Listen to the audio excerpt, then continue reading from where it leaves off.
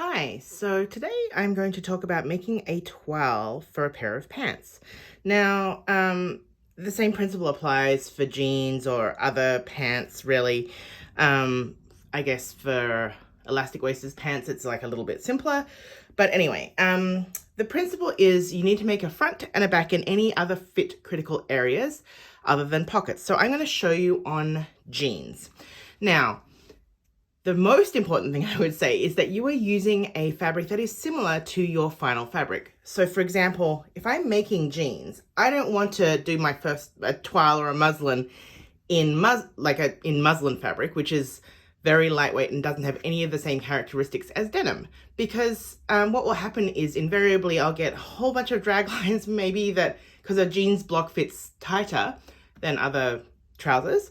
And on denim, they just wouldn't be there because the fabric is more rigid. So what I do is I look out for inexpensive denim of a similar weight. It doesn't have to be just exactly the same, but as similar as you can, or canvas, a painter's drop cloth, that kind of thing. So something thick for jeans, or for like trousers, I might look for like something just with the same kind of characteristics. And actually this holds true for any kind of toile or muslin.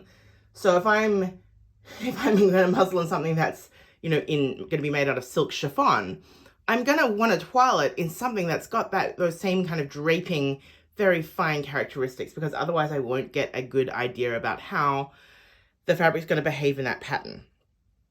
So, the back piece we're going to leave alone. So some of these pattern pieces are actually my original cardboard pattern, so you'll just have to excuse me. So for the jeans, the yoke is a fit critical area. So we need to cut the yoke out and the back out. We'll cut those out. And then we have our front piece here. Now you'll notice there's a big cutout for the pocket. Again, we're looking at my cardboard pieces. The way the pockets work is there's a facing that goes on top of this. And then this is like the pocket bag here. So we're not going to worry about this piece, and we're not going to worry about the pocket facing. We're just going to be worried about this piece here. So all you'll do is you'll just pop this behind here like that and tape it together.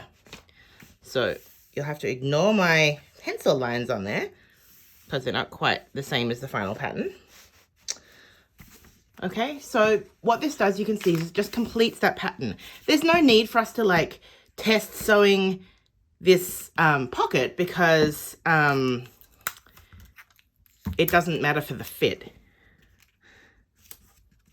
Okay, so I'm just going to tape it on there, and I like to tape it so that there's just a tiny bit of tape actually holding it together so that when I take it apart again, it's not a big deal. Like that. So then that creates my whole front piece. So I'll cut out my pair of fronts, my pair of backs, and my pair of yokes, and then I'll sew them together. If you want practice sewing your fly front, then you can for sure cut out all the fly pieces and do that just as a practice run. That can be helpful. Personally, if I'm doing a practice run, I don't like to do it on a full garment. I'll just cut out like just a small section to practice that on. And in fact, with a fly front, you can just do it with a straight edge of fabric there. It doesn't have to be cut to the crotch particularly. So you'll cut these out and then sew it up using the seam allowances provided. The other thing you'll need to do is before you try them on, this is really huge, is you'll need to get some of this fine twill tape. Sorry, the light's not very good today. It's like 1/4 inch wide, very fine twill tape. And you'll just sew that, stitch it along the waistband edge of your garment here. And that just stops it from stretching out because you don't want it to stretch out while you're trying to assess fit. In terms of the closure at the front, generally something tighter fitting like jeans, I would suggest putting a zipper in. Make sure you're putting it in on the seam allowance, but it can just be any kind of zipper insertion. Like I usually just do a lapped zipper insertion, which is the fastest way I can do a zipper, or it doesn't matter, an exposed zipper, as long as the seam allowances are going to end up being correct. It makes it easier to put the toile on and off. But if it was something looser fitting like a trouser, I often would just pin that center front opening up.